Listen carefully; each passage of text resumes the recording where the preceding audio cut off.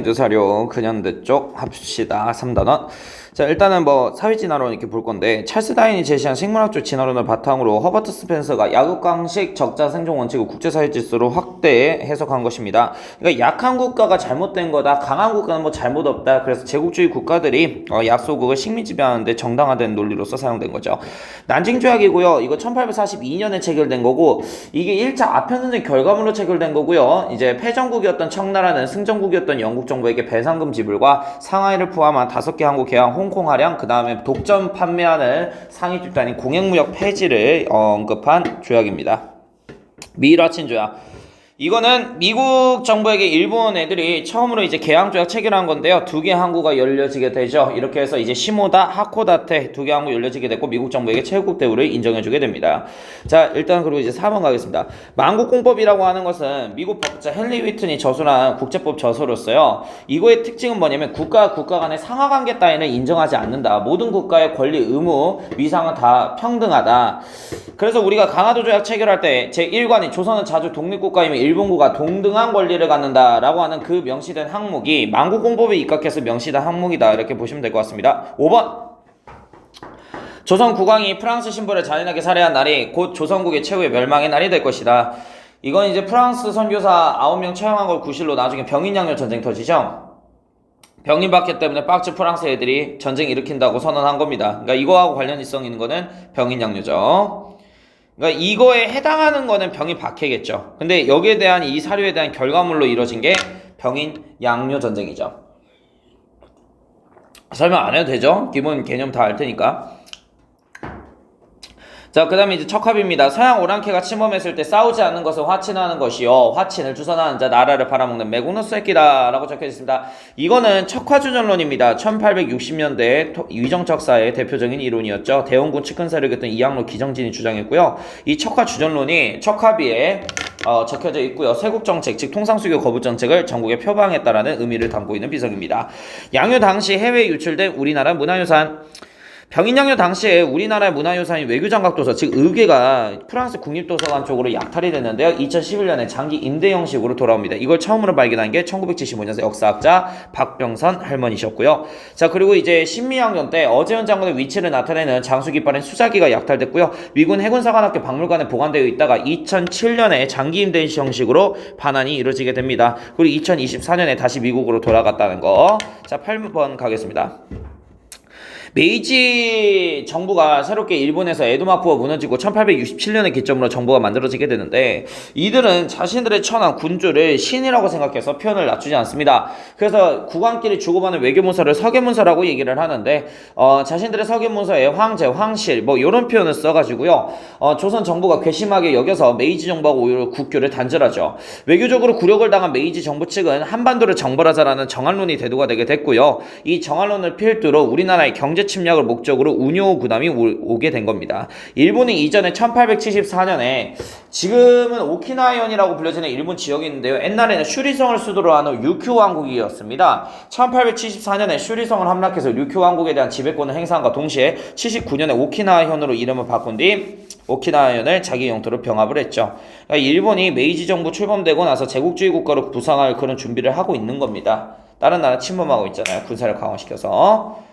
제국주의란 강대국이 약소국을 침범하여 식민 지배하는 걸 제국주의 노선이라 그래요. 9번 가겠습니다.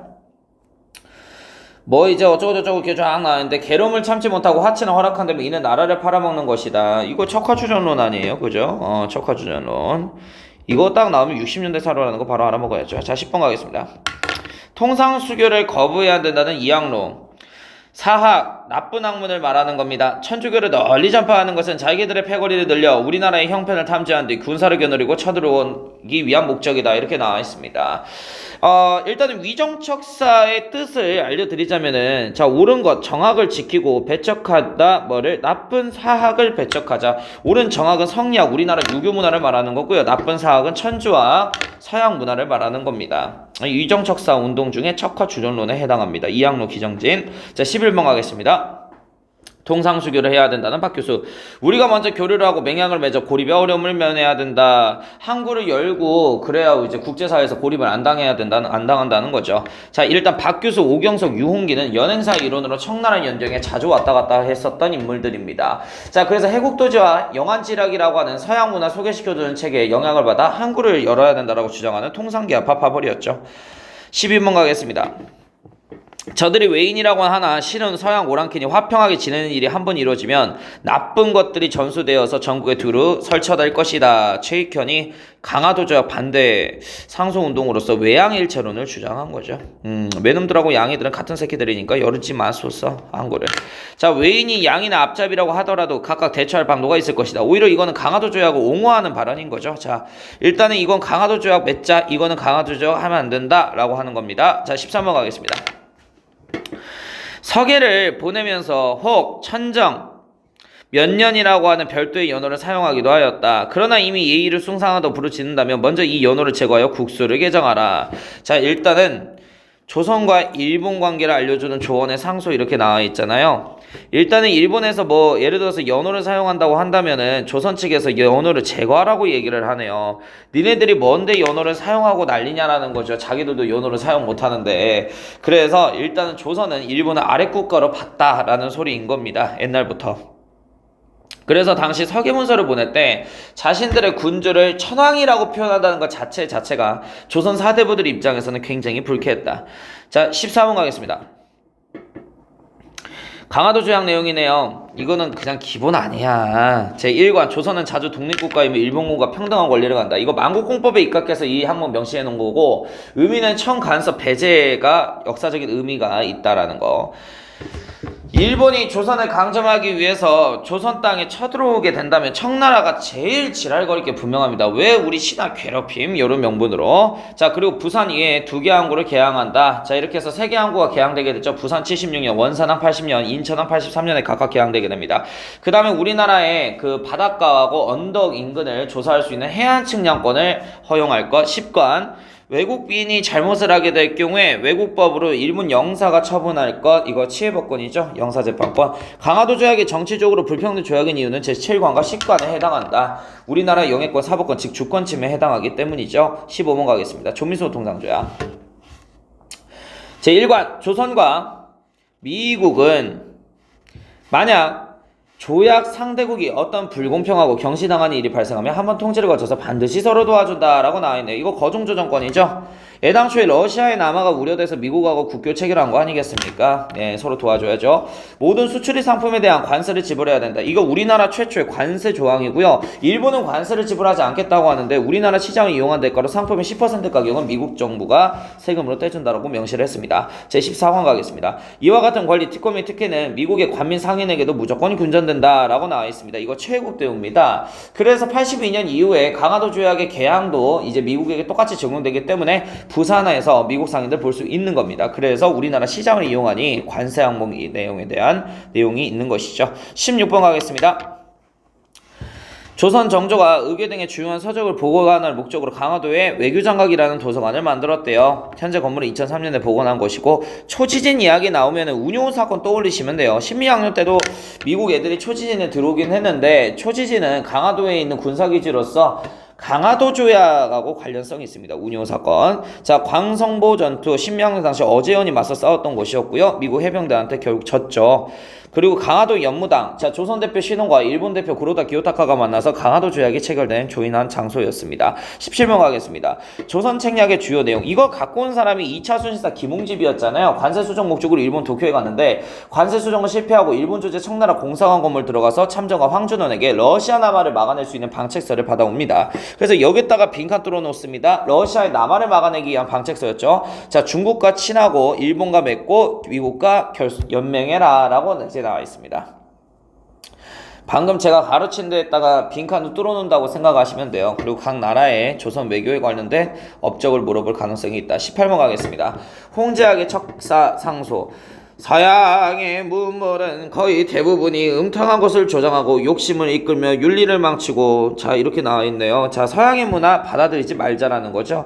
홍제학 유생 같은 경우에는 조미수 통상조약의 반대 상소운동인 만원척사소 상소운동을 벌였다가 능지처참으로 죽었던 사람이기도 했었습니다. 이 사람은 위정척사 운동의 대표적인 사람입니다.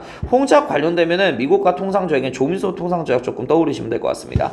자, 교종의 개화 교서 이렇게 적혀 있네요. 저들 서양의 종교는 사악하다. 마땅히 음탕한 소리나 치장한 여자들을 멀리하듯 해야 된다. 하지만 저들의 기술은 이익이 된다라는 거죠. 기술은 받아들이자. 그래서 이 고종이 신하들한테 얘기한 유눔입니다. 유눔은 이제 왕이 신하들한테 얘기한 거를 말하는 건데, 고종은 서양의 기술은 받아들이자, 이쪽은 기술도 받아들이면 안 된다, 대립하고 있는 거죠. 개화지식과 위정척사 이론이. 19번 가겠습니다. 이건 무조건 나온다고 생각하시면 돼요. 별표. 갑신정은 14개조 정강입니다. 잡혀간 대원군을 조석기 컴백 시킬 것. 대원군이 이모군란 때 청나라 텐진으로 납치당했다 그랬었죠.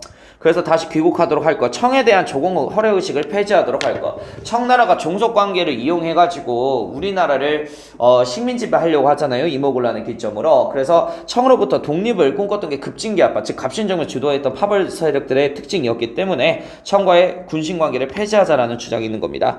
그리고 한 가문 안에서 계속 관직이 세습되는 문벌제도를 폐지하고 능력 중심의 인사제도를 시행할 것. 지주법 개혁안 중요하죠. 토지 세금제도 개혁안입니다. 여기서 중요한 건 토지 개혁이 아니라 토지 세금제도 개혁안이에요. 자, 9번 해상공국이라고 해가지고 보부상 보호단체입니다. 이거는 정치 세력과 경제 세력의 결착 단체로서 이건 있으면 안 되는 조직이죠. 정경 유착 단체로서 폐지할 것. 그 다음에 재정은 모두 재정 담당 부서 호주에서만 담당하도록 할 것. 이것도 시험 문제 많이 나오고요. 대신과 참찬들은 의정소를 의회로 두고 여기서 정치를 할 것. 입헌군주정 수립을 얘기를 하는 겁니다. 갑신정면 14개조 정강에는 민중들이 원하는 토지개혁안은 없었습니다. 토지개혁이라고 하는 거는 땅 많이 있는 지주들의 땅을 뺏어서 못 사는 우리 백성들에게도 똑같이 나눠주세요 라고 하는 겁니다.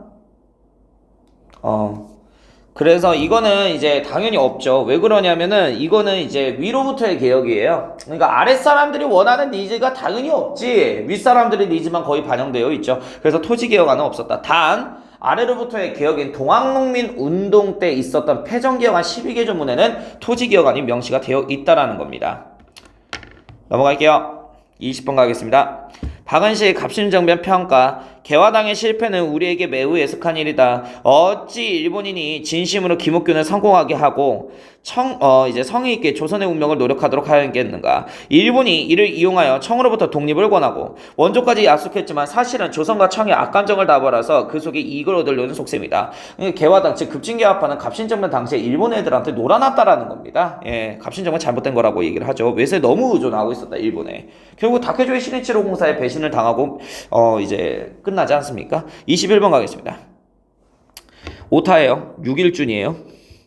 6일 중에 조선 중립화론입니다. 이모군란 이후에 청일전쟁 분위기가 계속 대두되게 되자 우리나라를 어떻게든 중립국으로 선언해야 된다라고 주장한 게 6일 중에 중립화론이었죠. 자, 일단 보겠습니다. 우리나라가 아시아의 중립국이 된다면 실로 러시아를 방어하는 큰 기틀이 될 거래요. 중립국 선언입니다. 요거 나오면 85년에 등장한 사료고요. 갑신정변 직후로 때려박으면 좋겠습니다. 왜 그러면 교과서에서도 갑신정변 이후에 정세라고 해서 거무도 사건과 중립화론이 나오기 때문에 이거 사건 순서대로 뭐 배열 문제 나오면 갑신정변 이후로 때려박으면 무조건 정답이에요. 자, 22번 가겠습니다. 동학당에 여장부가 있다. 오, 여자가 있대요. 자, 오랫동안 동학도로 활동하였으면 장부가 불타고 함락될 때 그녀는 말위에서 지휘하였다고 한다. 동학농민운동은 여성들까지 들어가 있었다. 그래서 실제로 동학농민운동 당시에 패전개혁안 12개조문 보면 여성의 재가를 허용할 것이라고 하는 여성인권 향상에 관련된 이야기가 있습니다. 자, 패전개혁안 12개조문 이거 굉장히 중요해요. 전운소를 혁파한다. 이거는 뭐냐면 일본 애들이 양곡의 무제한 유출로 인해가지고 쌀을 가져가잖아요. 강화도 조약이 그거. 그 쌀을 운반하는 관청인데요. 이 전운소 때문에 조선 사람들의 쌀이 다 넘어가기 시작하는 거죠. 그래서 이거 없애라는 거고요. 탐관오리 혁파할 것. 이거는 아래로부터의 개혁으로서만 있는 거겠죠. 보부상 폐단이 많으니 혁파할 것. 한성에 점포를 열거나 각지에서 임의를 행사하지 못할 것. 자, 아무튼 이거 패전개혁안인데요. 여기에서 중요한 거는 토지개혁이 있다라는 거. 이건 뒤에 있습니다. 자, 토지를 균등히 나눠 경작하도록 할 것. 왜? 아래로부터의 개혁이니까. 그래서 갑신정면 14개조 정관과 패전개혁 안의 공통점은 뭐냐면 신문제 폐지와 문벌 폐지가 있다라는 거하고요. 그 다음에 보부상에 관련된 기관 단체를 혁파한다라는 내용이 명시가 되어 있다라는 겁니다. 예, 그렇습니다. 자, 그리고 이제 24번 가도록 하겠습니다. 유네스코 세계 기록유산으로 등재된 동학농민운동 기록물. 아무튼 이런 기록물들이 유네스코 기록문화유산에 등재가 되어 있다라는 겁니다. 2023년이고요. 그냥 넘어가세요. 25번.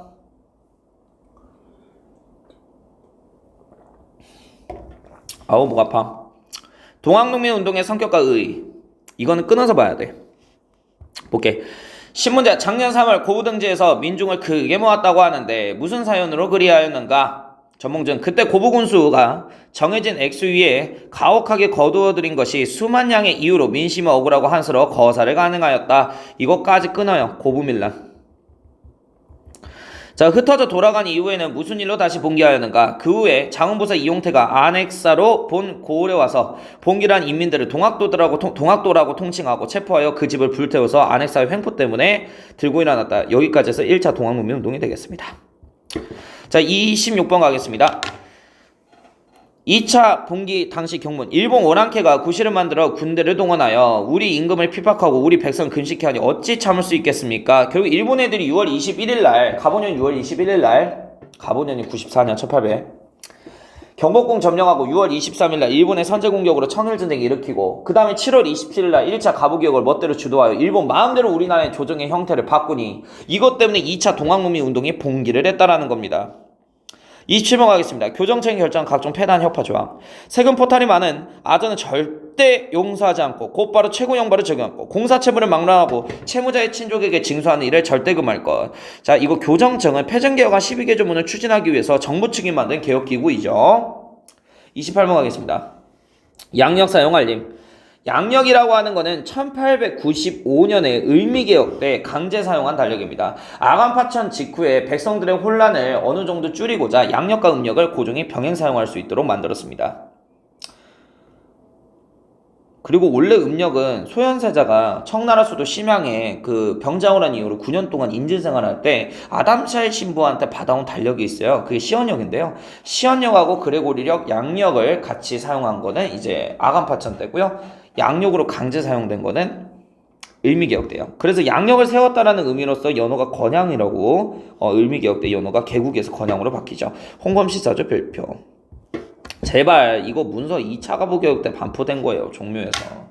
그러니까 이게 1차 가부개혁의 내용을 주권을 갖고 있는 고종이 반포해서 효력을 발생시키기가 동시에 2차 가부개혁에 대한 방향성을 제시하는 문서예요. 근데 이거는 2차 가부개혁 때 반포한 거기 때문에 내용은 왕실사무 국정사무 분리 이거는 1차 가부개혁 내용이잖아. 그런데 2차 가부개혁 때 반포한 거기 때문에 이 문서가 반포한 시기에 대한 업적으로 옳은 것 하면 2차 가부개혁 골라야 돼요. 자, 30번 가겠습니다. 6일준의 세 가지 부끄러움. 스스로 개혁하지 못해 부끄럽다. 근데 일본이 도와주게 되니 빨리 개혁을 하자. 뭐 이런 내용입니다. 예. 일본의 간섭하에 가부개혁이 진행이 됐다라는 소리입니다. 31번 가겠습니다. 경복궁은 조선의 전공으로 다양한 정치적 사건이 일어난 곳이다. 수정전에는 궁극기무처가 회의를 거듭하며 가부개혁을 추진하였다. 수정전이라는 건물에서 궁극기무처가 만들어졌대요. 1차 가부개혁 개혁 추진대가 기구죠. 자, 미안해요. 네, 자, 조선정부가 근대식 우편 업무를 시작한 곳이다. 우정국. 자, 보빙사 일원들이 미국 가가지고 갖고 온 우체시설이었습니다. 홍영식의 건의에 따라서 만들어졌고요. 수명이 4시간밖에 안 됐죠. 저녁 6시에 갑신정면 터져가지고요. 밤 10시에 정확하게는 갑신정면 시작은 밤 10시죠. 6시에 연애 시작했는데요. 생일 축하 파티 10시에 장례식 맞이했던 수명 4시간밖에 안 되는 우정총국이라는 불쌍한 우체국이었습니다. 구 러시아 공사관 아간파천 당시 고종이 러시아 공사관으로 갔던 길을 복원한 것이다 이렇게 나와 있는데요. 러시아 그 건축기사 사바틴이라고 하는 사람이 있어요. 굉장히 고마운 사람인데 을미사변 당시에 그 대원군이 민비 죽인 게 아니라 알렌 공사하고 같이 그 사무라이 일본 낭인 사무라이들이 민비 시해한 거다라는 그 사실을 까발려준 고마운 사람입니다. 아무튼 러시아 건축기사 그 사바틴이 르네상스 건축 양식 갖다가 지은 거예요. 르네상스 건축 양식이 뭐냐면 그 고대 그리스 로마 문화로 복구하는 게 르네상스예요. 그래서 파르테논 신전이라고 하시나요? 뭐 대충 뭐 이렇게 짓는 걸 르네상스 건축 양식이라고 그러는데 그림은 잘 못 그리겠어요. 아무튼 뭐 그리스 시대에 볼만한 그 신전처럼 생긴 다 르네상스입니다. 32번. 황궁우하고 황구단. 황궁우는 천지신과 태조의 신의를 모시는 곳이고요. 황구단 여기 이게 중요해요. 지금은 조선호텔 자리인데요. 거기 그 황구단에서 대한제국 황제 즉위식을 했던 게 고종황제였죠. 33번 가겠습니다. 목말라요. 물 좀요.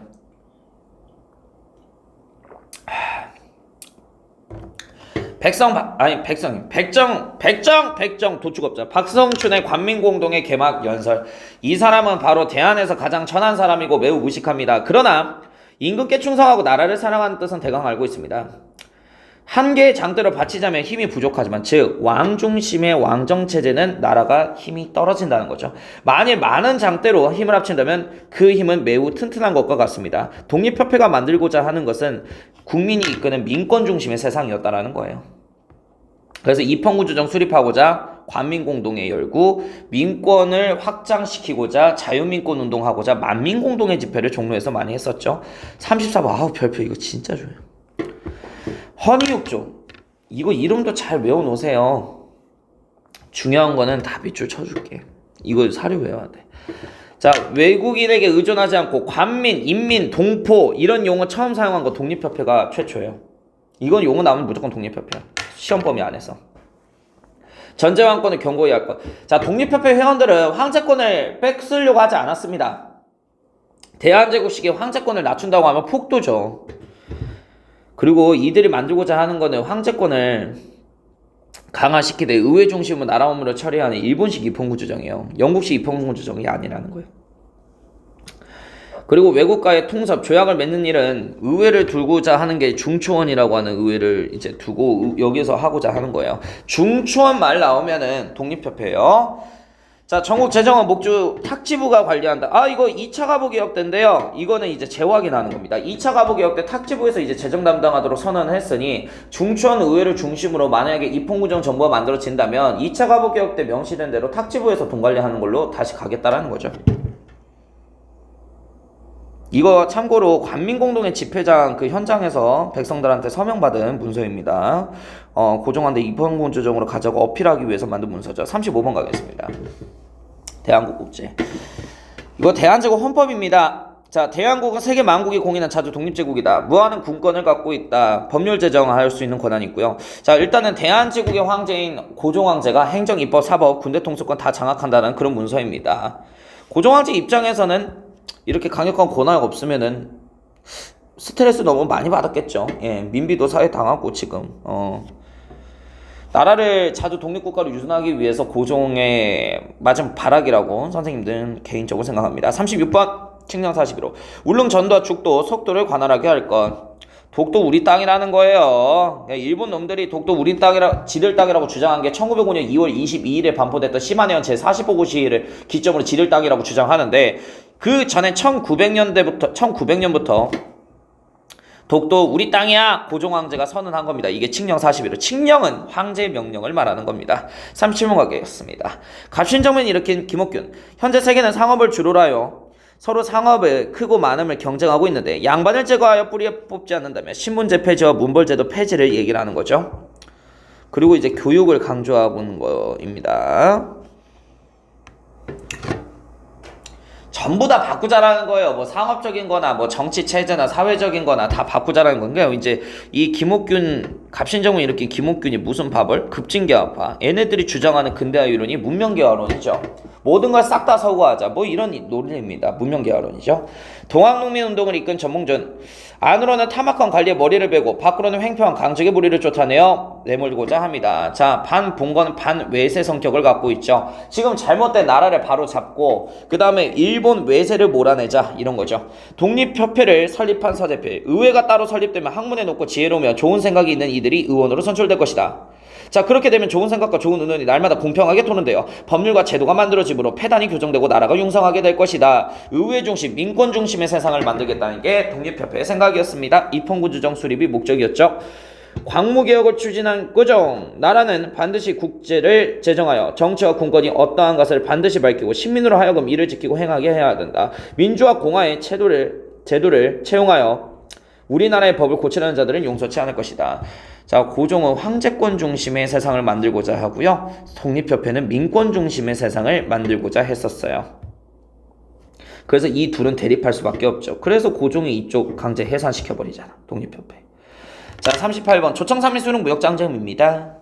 조선 상인은 베이징에서, 청해 상인은 양화진과 한성에 들어가 영업소를 개설할 수 있도록 허락하는 경우를 제외하고 이렇게 나와 있는데, 이모군란 때 청나라 황제의 도움 덕분에 이모군란이 민비가 이제 진압이 되게 됐죠. 민비가 이제 다시 권력 중심 자리에 앉게 되는데, 거기에 대한 대가로 조선 안에 들어와서 청나라 상인들이 장사하고 싶대요. 그래서 한성과 양화진 땅을 내주게 됩니다. 자, 이렇게 해서 이 82년부터 한성과 양화진 땅에서 청나라 애들이 무역하고 거류할 수 있는 청나라 거류지를 볼 수 있다. 39번 가겠습니다. 조일 통상장정.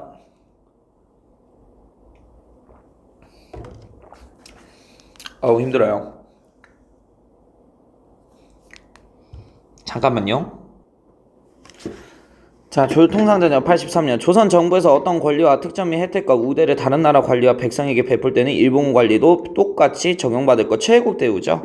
조일통상장정에서 언급된 게 이제 조선 정부가 원했던 무관세에서 저관세로 바꾸는 거, 상품의 5% 가격은 일본 정부가 이제 시장 이용한 대가로 세금을 떼주겠대요. 그리고 최애국 대우. 자, 여기서 중요한 거는 83년에 최애국 대우가 체결이 됐으니 조청삼일 수령 무역장정에서 언급된 한성 내지 통상권 역시 일본에게 똑같이 적용된다는 겁니다. 그래서 청나라 거류지와 일본 거류지가 한성에서 동시에 보이는 건 83년 이후예요. 이거 잘 나와요. 그 다음에 이제 그 수령이 흉작이 든 고을에 수령이 한 달 전에 한양에 있는 일본 영사에게 우리 고을은 올해 흉작이 들어서 곡식 반출이 불가합니다 선언하면 그 지역에 관련해서 곡식 안 가져가는 반공령 약속이 합의됐죠. 근데 함경도 반공령하고 황해도 반공령 사례가 있는데 단 한 번도 이행된 사례는 없다라는 거. 40번 가겠습니다. 인부를 혹사여 한시도 쉬는 일이 없고 하루도 공역에 반나절의 품삯도 지급하지 않으니 이렇게 나와있어요. 일본인들이 산을 억지로 팔게 하고 한국인 인분하고 억지로 나무를 베고 운반하고 강제 노역을 감당해야 되는가. 일본 놈들이요 우리나라에 그 철도 만드는데요 토지도 강탈했고요 산도 강탈했고요 멋대로 이제 임금도 제대로 안 주고 백성들 노동력으로 부려먹었습니다. 그래서 백성들의 입장에서는 자기들이 힘들게 만든 이 철도가 나중에 자기들의 경제적인 부분을 침탈할 도구로 사용될 거라는 걸 이미 알아서 테러 같은 걸 굉장히 의병들하고 함께 많이 했고요. 그래서 이제 걸리면 뭐 학살당하고 막 그랬었습니다. 화폐정리 사업 얘기하겠습니다. 제3조 구 백동화. 이거는 이제 신화폐가 제일은행권 화폐를 말하는 거예요. 그래서 우리나라 화폐를 휴지 쪼가리로 만들어 놓고 이걸 제일은행권 화폐로 강제 교환하는 게 메가타 재정고문의 1905년 화폐정리 사업인데, 이로 인해서 우리나라는 빚 1300만 원을 지게 됐고 이걸 명분 삼아서 이토 히로부미는 우리나라의 주권과 이권을 가져가기 시작합니다. 그리고 이제 83년 이후로 미국 상인 최국대우 합의본 여러 나라 상인들이 한성에 들어와서 그 종로에 있는 시전 상인들을 괴롭힙니다. 그래서 시전 상인들끼리 외국 상인의 경제 침탈로부터 우리 종로 시전 상권을 지키기 위해서 연합해서 만든 게 황국중앙총상입니다. 그래서 한성에 있는 시전 상인들이 만든 게 황국중앙총상이에요. 이거 좀 잘 기억하시고요. 자, 일본 제1은행권 유통으로 판매한 신상공인소입니다. 일본인의 은행권을 영영 사용하지 않도록 하시어 삼천리 강토와 억만리 물려받는 재산으로 복되고 영화로운 삶을 누리시기를 희망합니다. 일본 애들이 우리나라 자본과 그 다음에 화폐를 강제로 교환하려고 하게 되자 우리나라 자본수호 운동을 했던 곳이다 이렇게 보시면 될 것 같고, 자, 주식 모집 광고를 낸 대한제공 인공 양잠 합자 회사 이렇게 나와 있네요. 자, 이렇게 해서 회사를 조직합니다. 어떻게든 우리나라 상인들은 외국 상인들의 상권 침해로부터 우리나라 상권을 지키기 위해서 이렇게 이제 회사를 서로 조직을 하고 주식 투자를 받고 어떻게든 회사를 유지하려고 노력을 했었다라는 겁니다. 43번. 여기 관련 개념이 있으니까 이런 거 쭉 다 정리했으니까 한번 이렇게 외우세요. 이거 43번. 동아시아 국가들이 서구 문물을 수용하다. 전하는 1870년대 후반부터 동아시아 소개되어 초기에는 정부 관청과 외국인들이 이용하다가 점차 민간인에게도 실용화되었다. 전등이 등장하면서 해가 진 이후에도 활동할 수 있게 되었는데, 우리나라에 전등이 처음 설치된 곳이 경복궁 후원 건천궁에서 처음 켜지죠. 보빙사 일원들이 가져온 에디슨 전구. 그 다음에 1902년에 유동인구가 제일 많은 종로에 전등이 환하게 켜집니다. 랄랄랄랄라. 그 다음에 이제 시간, 분, 초 이런 걸 계산해야 기차를 탈 수 있죠. 근대적 시간관념이 철도를 설치한과 동시에 들어왔다. 자, 개화기 시대 의식 주문 한번 보겠습니다. 두루마기는 개화기 시대 때 양반 관리들이 입고 다니는 옷이고요. 그 다음에 이제 단발한 양반들도 볼 수 있겠죠. 양복 입고 다니고요. 그 다음에 잠옷과 쓰개 치마가 사라졌다라고 나와 있습니다. 이거 그냥 외우세요. 서양 요리, 뭐 가베, 커피, 뭐 케이크, 와플 이런 거 들어오고요. 그 다음에 뭐 중국의 호떡, 찐빵 이런 거 들어왔고 일본에 이런 거 들어왔습니다. 이거 외워야 되니? 그냥 알잖아. 자, 명동성당 고딕 양식 갖다 만들어졌다는 거. 12세기 서유럽에 유행했던 유럽 건축 양식으로서 성당 위에다가 이렇게 높은 탑을 이제 세워놓는 게 특징인 거죠. 덕숭은 정관은 로마네스크 양식의 건물이다. 로마네스크는 게르만 민족의 건축 양식이었습니다. 11세기 중세 서유럽 때 유행했던 건데요. 특징이 두꺼운 이렇게 지붕이 있어요. 도명식에. 그러니까 이제 두꺼운 벽도 있어야겠죠. 그냥 두꺼워요. 뭐든 성당이. 이거 로마네스크 양식으로 만들어졌대요. 45번 가겠습니다. 경부선 1905년에 일본 애들이 완성한 거죠. 1898년에 부설권 따가지고 10시간 시간 나오네요. 시간. 철도의 운영으로 시, 분, 초 이런 근대적 시간관념이 등장을 했다라는 겁니다. 이거 철도 이거 강의 시간에 강의를 했을 겁니다. 외우세요. 46번 가겠습니다. 조선 사람들은 그 정신과 몸이 하나로 연결되어 있다고 생각을 해가지고요. 신체를 훼손하는 것 자체가 정신을 파괴하는 거라고 생각해서 해부가 아예 금지됐는데요. 서양은 그냥 정신과 몸뚱아리는 따로 논다고 생각해요. 그래서 뭐 베살리우스라고 하는 사람이 절대망전 시대에 해부학을 많이 발전시켜요. 그러니까 이제 서양은 해부학이 발전할 수 있었고 우리나라는 해부학이 발전할 수가 없었다는 겁니다. 이러한 가치관의 차이인 거죠. 뭐 요 사람들 잘 기억하세요. 김필순과 의학교사 올리버 에비슨이 최초의 한글 해부학 교사를 발간했습니다. 이 두 분 잘 기억하시고요. 47번 가겠습니다. 유교계의 3대 문제는 무엇인가? 첫째, 유교파의 정신이 오로지 제왕의 편에 있고 인민사회에 보급할 정신이 부족한 것이다. 유교를 따른다는 학자들이 다 왕의 권위만을 생각하고 있고 백성들은 생각하지 않는 게 문제래요. 셋째, 우리 대한의 육아에서는 유교를 말하는 거예요. 육아 집단, 간소하고 적절한 가르침, 양명하고 구하지 않고 지루하고 산만한 공부, 성리학을 전적으로 숭상한다. 성리학을 비판하는 거죠. 1909년 유교가 바뀌어야 된다. 유교 구신론입니다. 박은식 선생님이 주장했고요. 48번 가겠습니다. 교육입국조사. 여기서 강조하는 거는 지덕체 중심 교육이에요. 이거는 이제 근대교육 방침서고의 2차 가부개혁 때 고종이 반포한 거고요. 이를 바탕으로 선생을 양성하기 위해서 한성 사범학교가 출범되기도 했었습니다. 1895년에 나왔고요. 자, 신채호의 독사실론입니다. 역사를 진필하는 자는 반드시 그 극과의 주인 종족을 골라 이를 주제로 삼은 뒤 정치, 실업, 무곡, 습속, 외교 등을 서술해야 역사라 말할 수 있을 것이다. 개화기 시절 때 우리 민족의 자주성과 주체성을 강조하기 위해서 신채호가 독사실론이라고 하는 책을 저술을 했었습니다. 우리 민족이 그때 당시 힘들잖아요. 일본 애들한테 주권을 막 강탈을 당할 상황이고. 그러니까 우리 민족이 이렇게 강하다라는 것을 어필을 할 수 있는 게 역사라는 도구인 겁니다. 저항의식을 뿜뿜시키기 위해서 저런 거 저술한 거고요. 이제 지치기 시작했어요. 힘들어.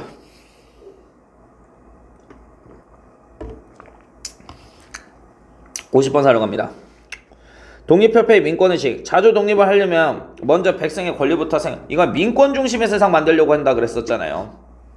독립협회는 여권통문, 여학교 설시통문인데요. 찬양회라고 해가지고 그 북촌 양반들한테 시집간 돈 많은 여자들 있습니다. 여성 인권운동하기 위해서 만든 조직인데요. 그쪽에서 황성신문이 1898년에 처음으로 개관이 되게 되는데 황성신문의 여권통문, 여학교 만들어주세요 설시통문을 등록을 했으나 조선 정부는 들어주지 않았고요. 이들은 나중에 순성여학교라고 하는 최초의 근대 여성 사립학교를 만들게 됩니다. 자, 52번. 울도군수 심은택은 1906년 독도를 조사하러 온 일본의 시마네현 관민조사단으로부터 일본이 독도를 강제로 가져갔다는 사실을 알게 됐대요. 하지만 을사늑약으로 타국과 조약을 체결하고 통섭할 수 있는 외교권이 넘어간 이유라 제대로 된 대응을 할 수가 없었죠. 그리고 일본 애들은 우리나라 이권을 담보로 을사늑약을 근간으로 청나라에게 만줄철도, 남만주철도 부설권과 푸순탄광 채굴권을 받고 일본이 청에게 북한도를 넘겨주게 됩니다. 그래서 을사늑약이 애당초에 고종의 비준 승인, 위임 절차가 없었기 때문에 국제법상 무효고요. 이 무효인 을사늑약을 근간으로 외교권을 발동시켜 우리나라 이권을 담보로 체결한 간도협약 역시 무효이기 때문에 북간도는 국제법상 우리나라 땅이어야 된다라는 겁니다. 54번 갈게요. 을사늑약은 왜 무효인가? 을사늑약 조약문 맨 뒷장에는 외부 대신 박재순의 도장은 있지만 고종황제의 동의는 없습니다. 위임받지도 않았고요. 비준, 승인 절차도 없었습니다. 절차도 개판이었고요. 군사 동원해서 한국주창원 동원해서 하세가와 요시미치가 군사 압박하면서 체결한 거고요. 55번 가겠습니다. 고종이 헤이그 특사를 파견하다. 이거 무효인 이유 외우세요. 고종은 을사늑약의 불법성을 국제사회에 알리려고 이준, 이상설, 이희종을 특사로 파견하였고요. 이것 때문에 고종이 강제 퇴위당하게 되죠. 헤이그에 발행된 만국평화회의보. 일본이 국제법을 위반했음을 폭로했습니다. 한일의 정서. 러일전쟁 당시 우리나라를 군사기지로 이용하기 위해서 하야시 곤스케 공사가 강압으로 체결한 조약입니다. 일본 제국 정부는 이러한 목적을 달성하기 위해 전략상 필요한 지점을 형편에 따라 사용할 수 있다. 여기서 말하는 전략상 필요한 지점은 해군기지로서 독도를 대여한 거죠. 대여가 조차다. 57번 1차 한일협약이네요. 일본인 한 명을 재정고문으로 초빙해요. 이거 메가타죠. 화폐정리사업반 쉐키. 자, 외교고문 친일 성향의 미국인 스티븐스였습니다. 더런 화이트 스티븐스. 이 사람 1908년 샌프란시스코 기차역에서 장인한 정명훈 선생에 의해서 사살당하게 되죠. 을사늑약 얘기하겠습니다. 한국 정부는 지금으로부터 일본국 정부의 중개를 거치지 않고 국제적 성질을 갖고 있는 어떤 조약이나 약속을 맺지 않을 것을 서로 약속한다. 이게 외교권인데 외교권이 넘어갔다는 거죠. 통감을 둔다. 그래서 남산의 통감부가 1906년에 완공이 됩니다. 그래서 초대 통감으로서 앉은 게 이토 히로부미죠. 59번 가겠습니다. 이거 순서 배열 문제 나와요. 우리나라 국언피탈 과정 56번부터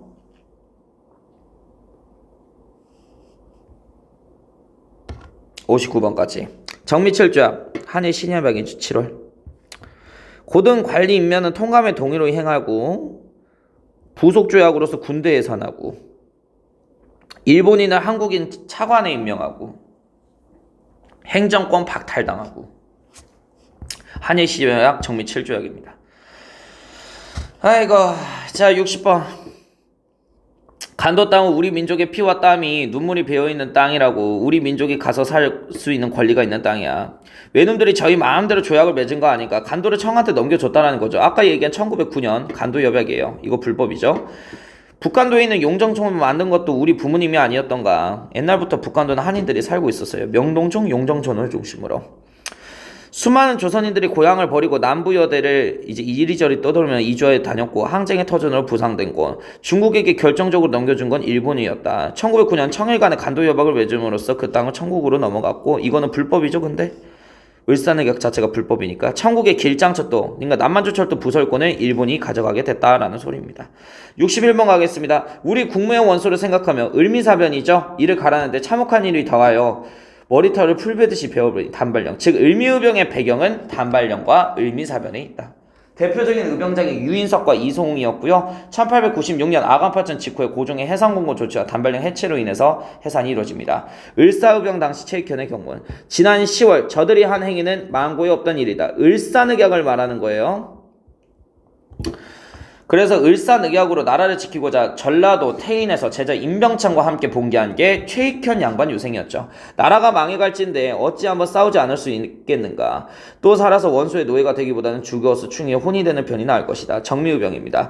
맥켄지 기자가요, 산속에 있는 정미의병을 발견해서 취재를 했습니다. 일본에 이길 수 있다고 생각합니까? 아니요, 이기기 힘들다는 것은 알고 있습니다. 일본의 노예가 되어 사느니 차라리 좌민으로 죽는 것이 낫습니다. 여기에 관련해서 사료 나오면은 정미의병입니다. 다음 거 넘어갈게요.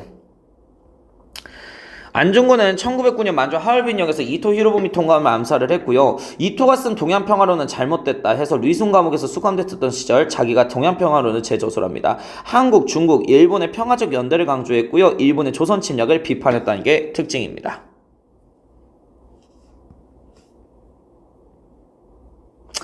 서양 세력의 침략을 막아내기 위해서 한중일이 연대를 해야 된대요. 국채보상운동 같은 경우에 나랏빚을 갚기 위한 국민들이 나섰던 운동이었잖아요. 2017년에 그래서 세계 유네스코 기록문화유산으로 등재가 되어 있었습니다. 국채보상운동. 나랏빛 천상매만 이거 화폐정리사업 때문에 생긴 거죠. 이거는 대한제국의 전망이 직결된 것이라 국채를 갚으면 나라가 존재하고 갚지 못하면 나라가 망할 것이래요. 그래서 국채보상 기성회를 중심으로 대구에서 선항동과 김강재가 전국적으로 확대되는 국채보상운동을 전개를 했고요. 통관부가 횡령조직이라고 이간질 해서 횡령죄로 지도부들이 수감된과 동시에 실패로 끝이 나게 됐다. 이를 홍보해준 게 매일신보죠. 대한자강의 월보입니다. 국민 계몽 목적으로 자강 이 덕목을 강조하는 게 대한자강의 특징입니다. 이거 관련해서 나오면은 해산 이유가 고종의 강제퇴위 반대운동 전개하다가 통관부에 의해서 강제 해산됐다 이런 식으로 나올 거예요. 자강 이런 거 나오면 대한자강이라 그랬어요. 신민회는 자꾸 새로운 이런 말 나오면은 신민회라 그랬죠. 새로운 윤리, 새로운 학술, 새로운 개혁, 새로운 단체 신민회입니다. 그리고 학교를 세워 민족교육을 실시하여 서간도 사범부에 나중에 독립을 쟁취할 수 있는 독립고 장교를 양성하기 위한 1911년 서간도 사범부 지역에 신흥 강습소를 만들게 되고요. 나중에 일제강점기 시절 19년에 신흥 무관학교로 이름이 변경되는 학교입니다. 그래서 신민회는 안창호하고 양기탁을 중심으로 평안도에 있는 개신교 사람들끼리 만든 비밀결사 조직이었고요. 1907년 평안도 정주에 이승훈이 만든 오산학교, 1908년에 평양에 안창호가 만든 대성학교, 그 다음에 상업기관으로서 책 만드는 출판사 태극서관, 그 다음에 교장이 만드는 공장 자기회사, 최초로 왕이 없는 공화정 정부를 주장했고요. 서간도 사범부 땅에 신흥 강습소 만들었고요. 안명근하고 연루된 데라우치 총독 암살 미수 사건, 즉 백오인 사건으로 인해서 지도부들이 형무소에 수감됨에 따라서 신민회는 해산되게 되죠. 다음 겁니다. 최응원. 최응원은 1915년에 나중에 일제강점기 들어가서 마지막으로 국내에서 잡힌 의병장이 되게 됩니다. 그래서 이제 보국 창의문의 일부래요. 어찌 편안히 앉아 이 나라를 좀먹는 간사한 도적과 강토를 침략해오는 왜족을 그대로 볼 것인가. 나가 싸워 원수를 갚지 않고 적이 그 모욕을 받을 수 없다. 이거 나오면 최응원이고요. 애국계몽운동 이승훈 평양에서 제일 가는 부자였고요. 이 사람이 안창호의 연설에 감명받아가지고 신민회 가입해서 오산학교 만들었습니다. 그러나 그보다도 더 중요한 건 무엇이냐? 세상 일이 어떻게 돌아가는지 모르는 사람들을 깨우치는 것, 즉 국민 계몽이 목적이라는 거죠. 애국계몽 단체의 특징이죠. 산업 양성과 국민 계몽, 교육을 통한 국민들을 똑똑하게 만들어서 나라의 실력을 길러 어떻게든 우리나라의 이권을 민족의 실력 양성을 통해서 지켜내고자 하는 성향을 보이고 있습니다. 여기까지 해서 끝.